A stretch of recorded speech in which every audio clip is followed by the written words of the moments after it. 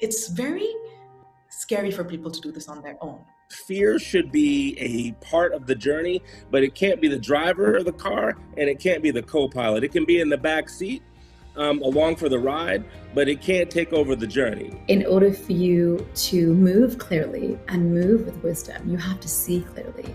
Align yourself on the purpose that you need, that you're looking to do, that you're working on. What's the longing of your heart? True joy comes from finding that purpose.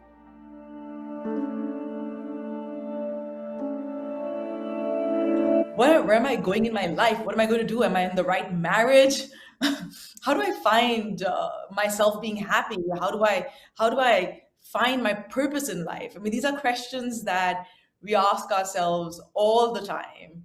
And today, what we're going to be doing is discussing our steps towards finding our purpose.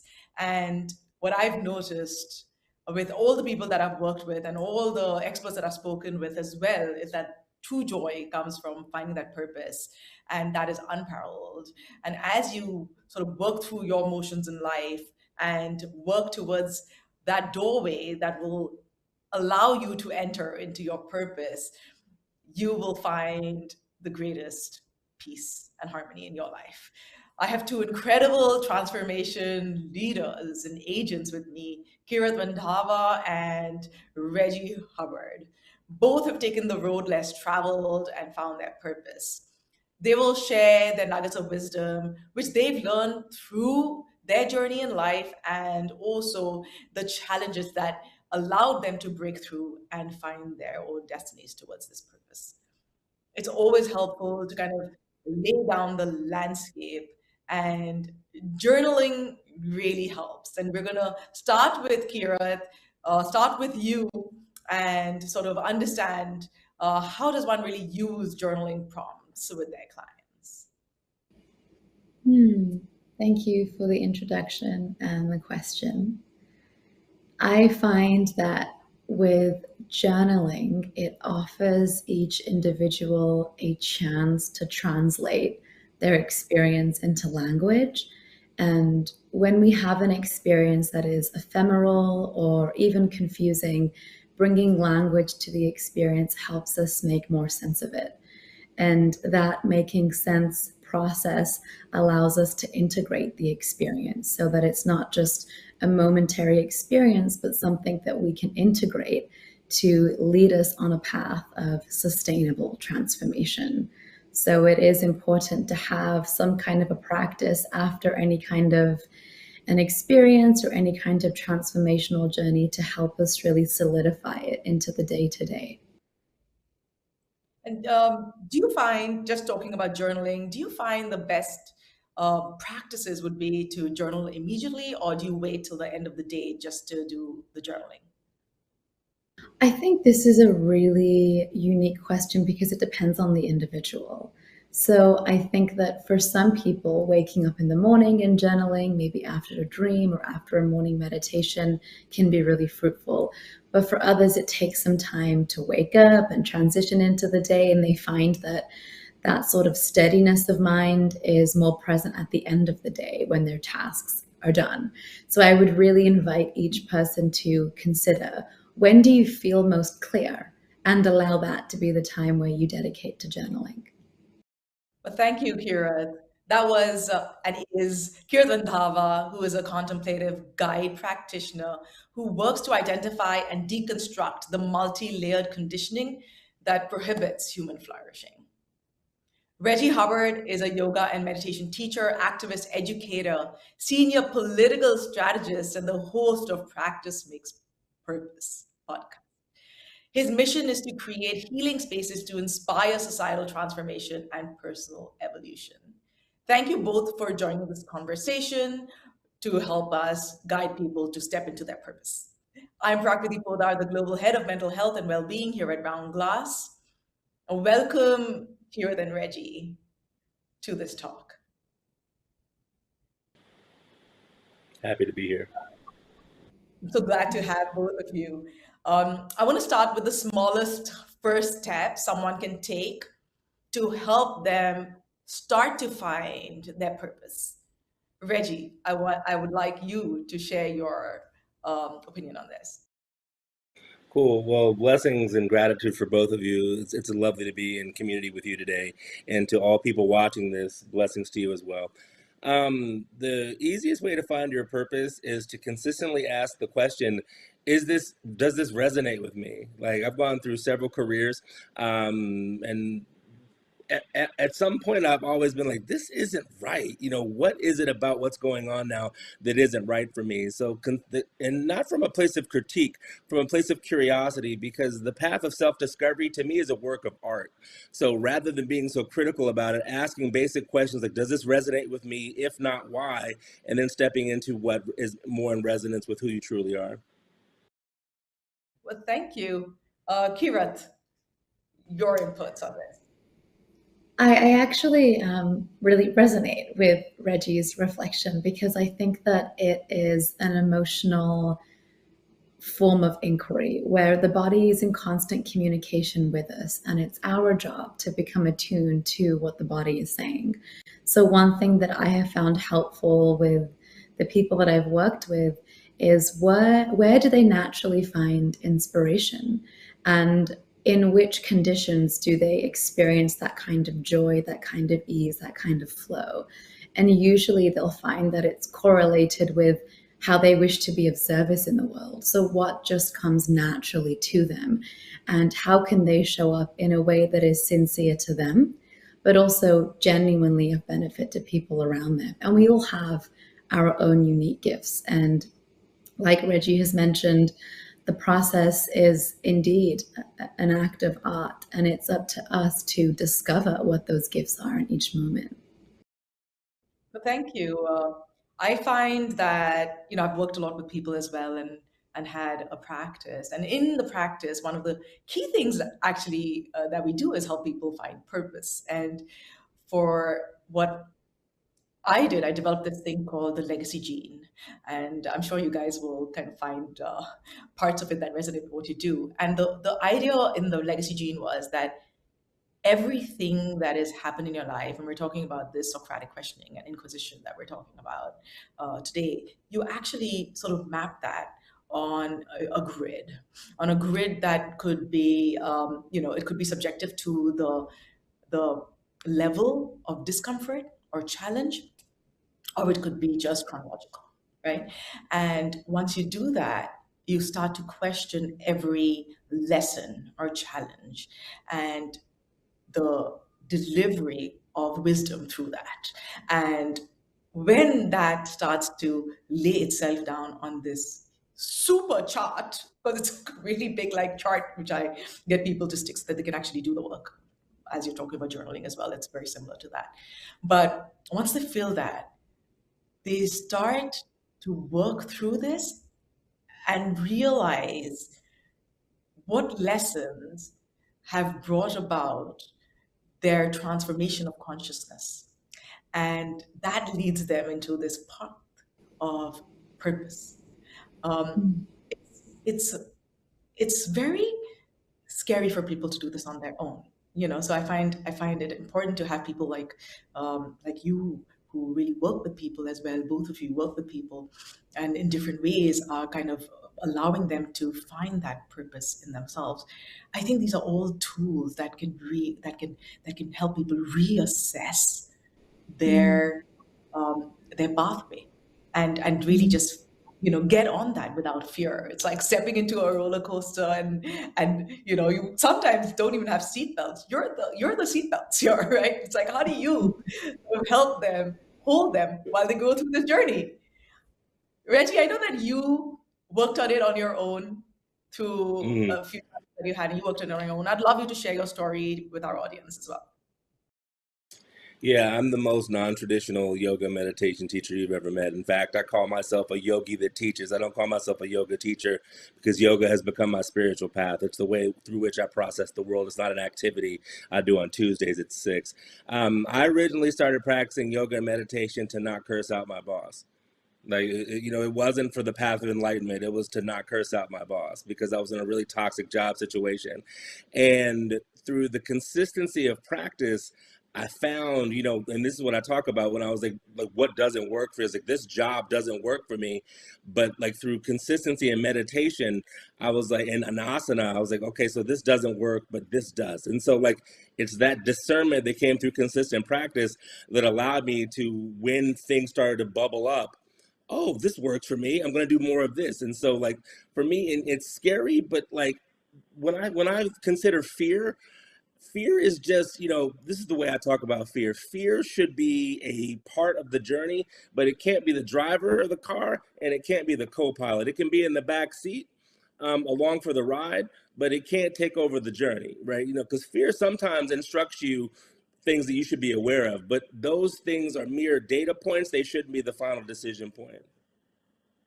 That's great. I mean, what you're saying is that fear becomes, propels you to be a little more careful and to actually be able to contemplate the various things that could potentially go wrong, but not to be invested in that fear, which is great. Absolutely.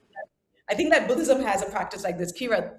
The Four Noble Truths, which I love because that actually helps people kind of get into the journey of purpose. I'd love you to share your thoughts on the Four Noble Truths and how it's really helping people if they do get the path to really seek that.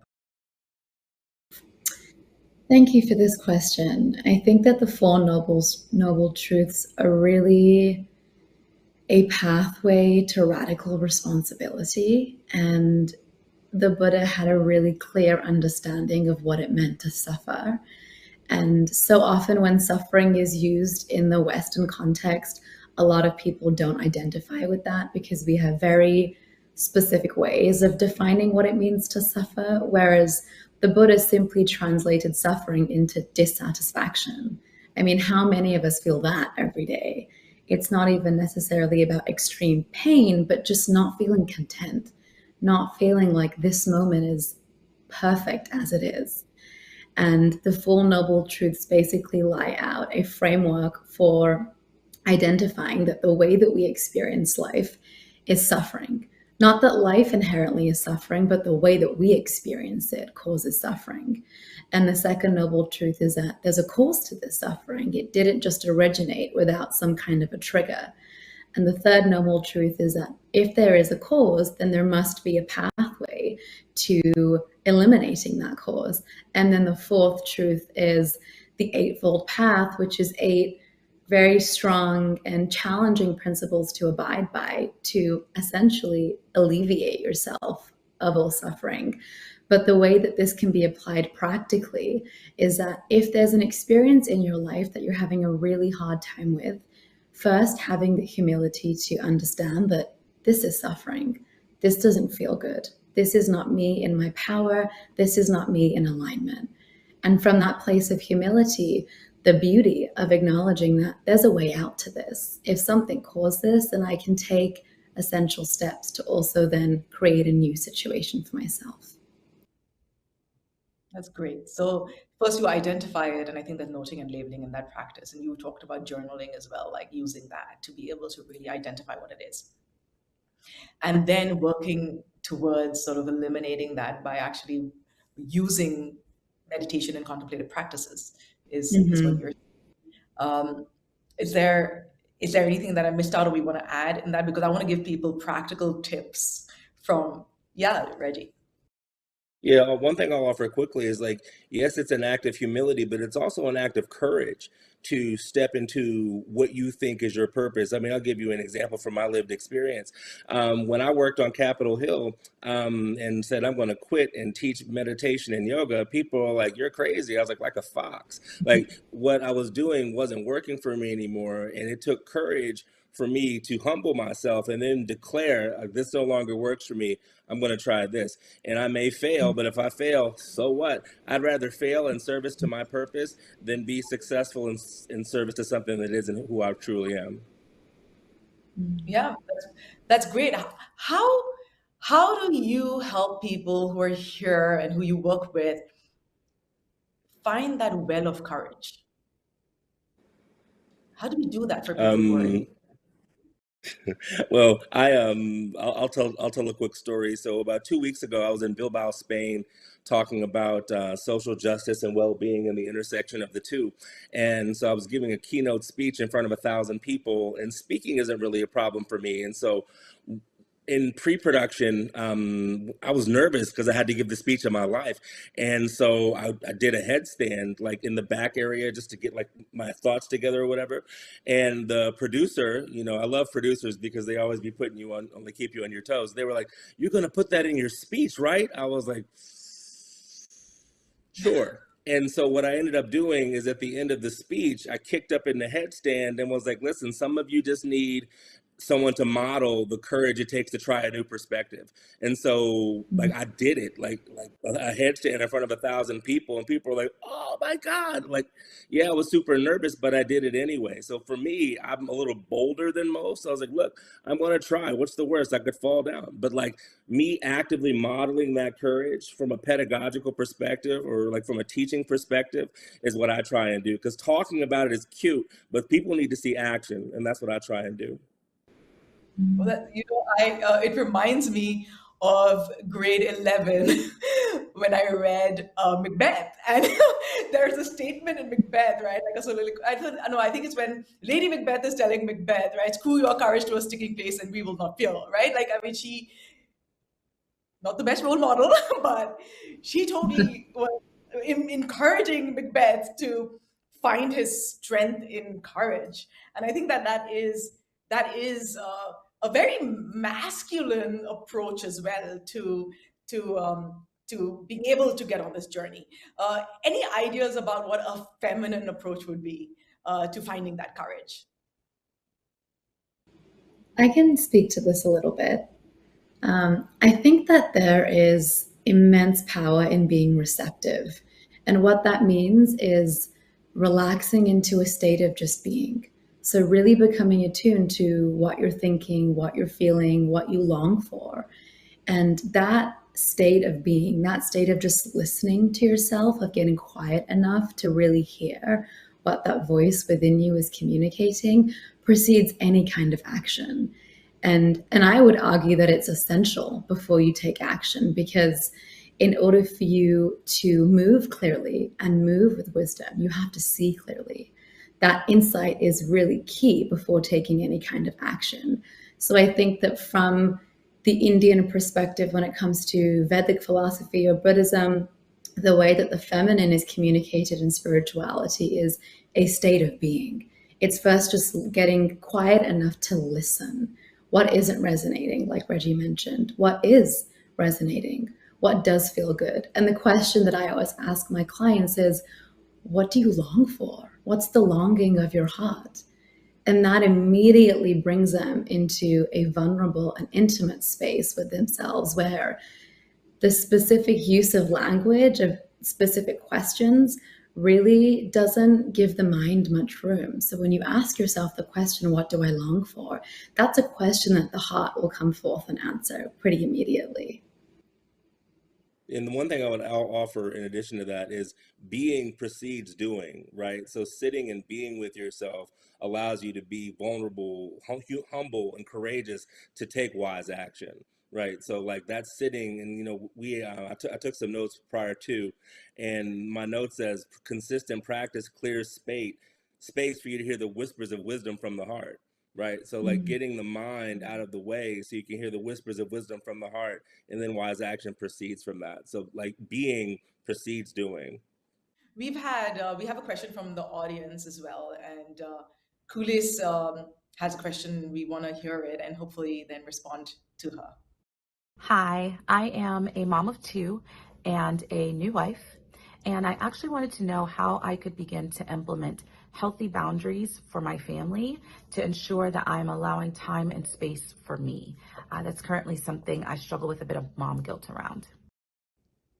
Yeah, sure. Well, first of all, like blessings on the journey of setting boundaries, right? So like announcing that you want to set boundaries is important because otherwise everything will be overrun. So first thing is like props for like announcing that boundaries need to be set. And one thing that I taught at a yoga festival recently, where I taught 30-minute classes. And in the Western concept of yoga, people were like, oh my God, what are you going to do in 30 minutes? I'm like, a lot.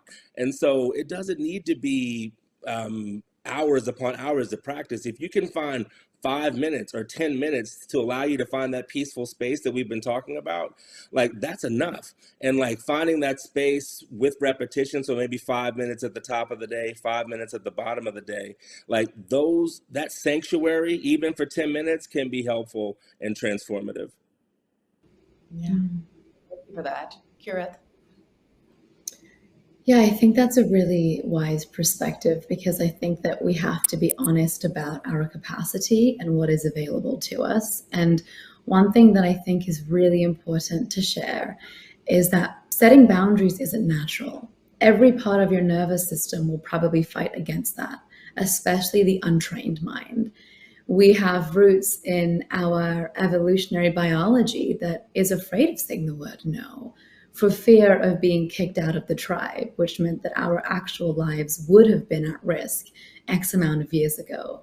So yes, our society has evolved quite rapidly, but we still have the same primitive nervous system that we're working with.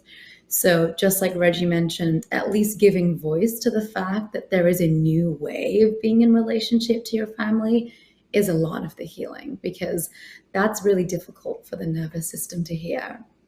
And in addition to that, I would say two things. One being around the guilt.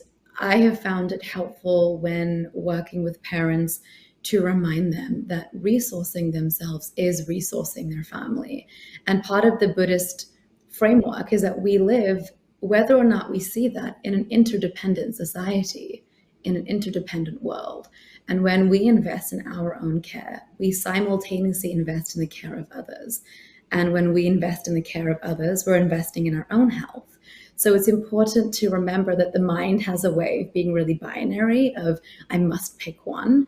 But from a philosophical standpoint, it can be helpful to recognize that taking 5 minutes for myself allows me to show up with more space for my family, or a little bit more patience. And then building onto that, I think it's helpful to start small. So even if it's not sending a text back immediately to your partner, or taking 5 minutes before you have dinner with your family just to meditate upstairs before you reconnect with the group, really starting small to implement these bite-sized practices allows you to come into contact with your capacity to say no and take care of yourself. And once you're connected to that, you can extend that. But the hardest thing is first even realizing that you can do that. Well, thank you. I have 3 kids, so I can totally relate to what Kudis was saying. And I'm a really hands-on mother, and I like to be. And when they were younger, of course, there was a lot more momentum, and involvement that they needed from me.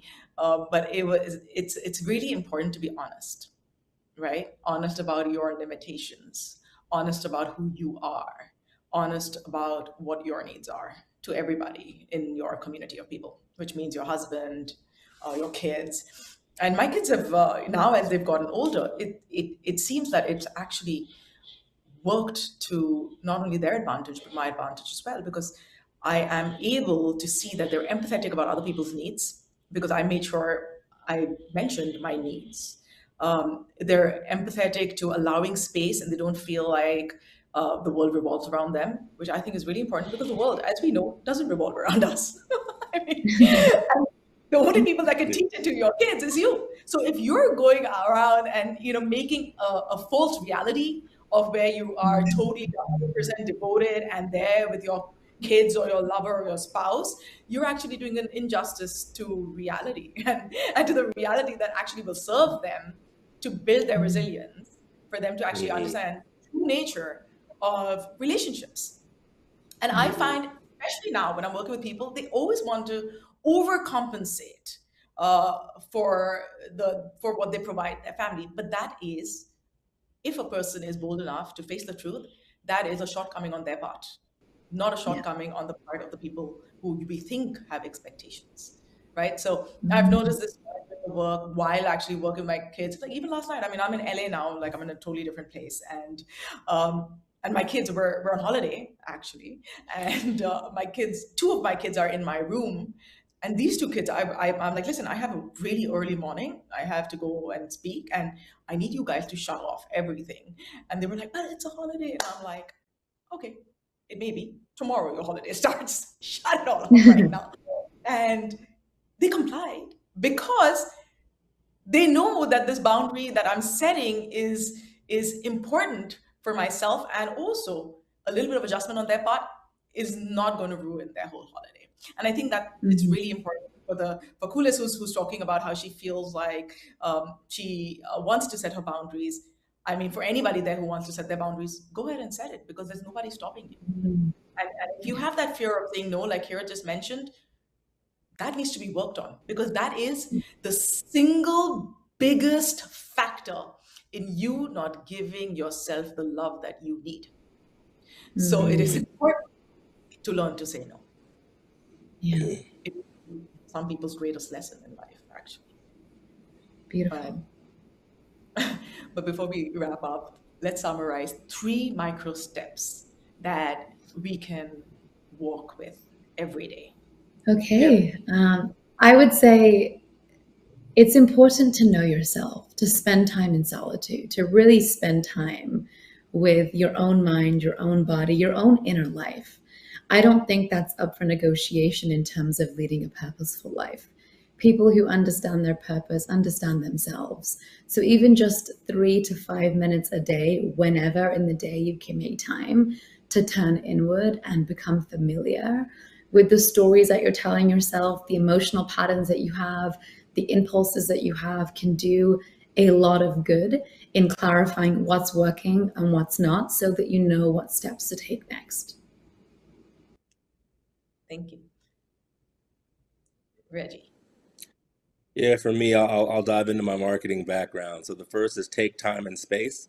So just like Kirat said, it doesn't have to be 30 minutes. It can be 3 or 5. So take time and space, show grace. This is a learning journey. So you may make some mistakes, and that's part of the fun. And be curious, right? So the path of self-discovery is a beautiful journey if you view it from a lens of curiosity rather than critique. So take time and space, show grace, and be curious. Thank you. I want to add a couple of things to that. Use Reggie's trick of using an actual trigger.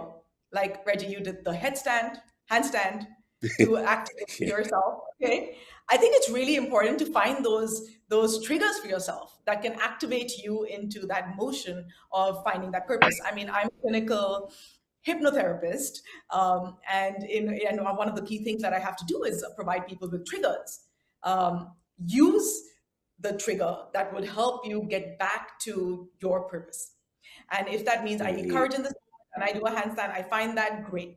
Do that. Find yours. Find your triggers, and find the activity that can get you back to the point of entry of that beauty. Number 2, what I love is the journaling that you mentioned, Kirat. What I love is that in hypnotherapy, again, we have the LIFO and the FIFO system, which accounting, all people in accounting know, last in, first out information system, first in, first out information system. So while you're saying find the place that you feel the most alert and most capable of doing that, in hypnotherapy, we talk about the LIFO and the FIFO. So start in the morning, journal what you want your day to be in the present, here and now. Not in the future. It is like, I am having a great day.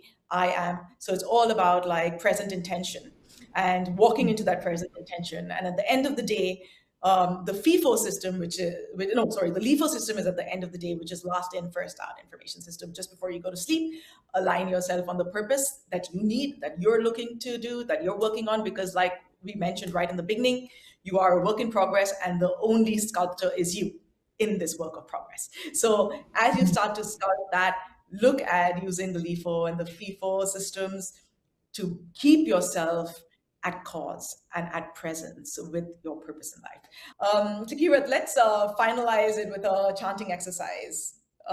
Would you lead us? Beautiful. So feel free to relax into a comfortable position.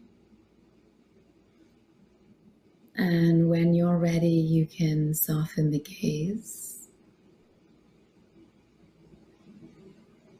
If you'd like, you can close the eyes completely.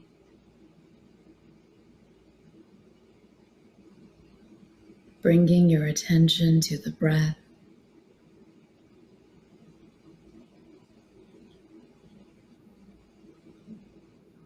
And then we'll start to inhale on the count of 6. And then as we breathe out, chanting the word Om, letting the vibration guide the pacing of the word. So inhaling now on the count of 6.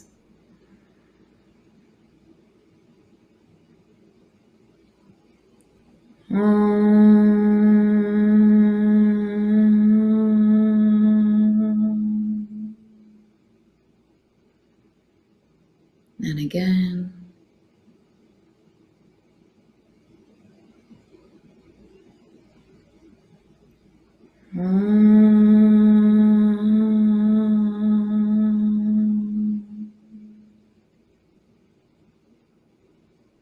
One more time.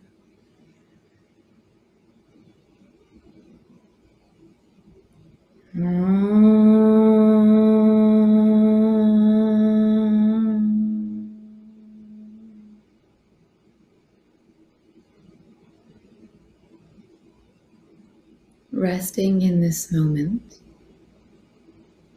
simply observing what this moment feels like.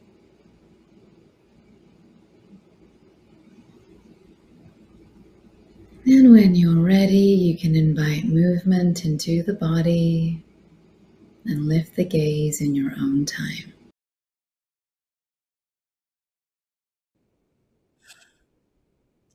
Thank you. Thank you. It's beautiful, this whole conversation, and I hope that it's allowed people to understand how to knock on that door so that it opens up into their purpose and their pathway towards purpose. Even the most amazing things start to magnify themselves when you're really on that path. And a special thanks to both of you, Kirat and Reggie, for joining us. And thank you all for joining us. At Round Glass, we are holistic well-being. I'm Prakriti Poddar, and I am holistic.